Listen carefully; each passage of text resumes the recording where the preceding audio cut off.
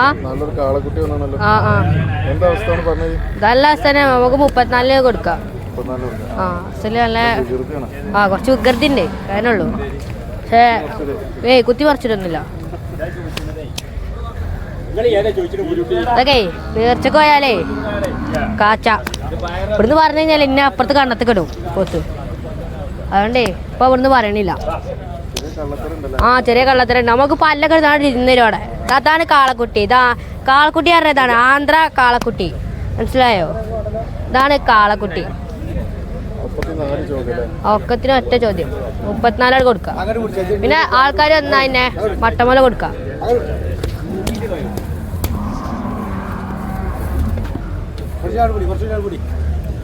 കുത്തുവോ?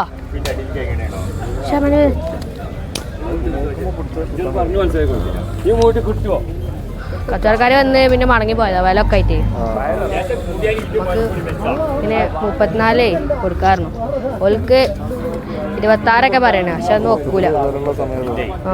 അപ്പോ പെരുന്നാളൊക്കെ അടുപ്പിച്ച് തരാൻ പോണ. അപ്പൊ വില കൂടാണ് പോത്തിനും കാളനൊക്കെ.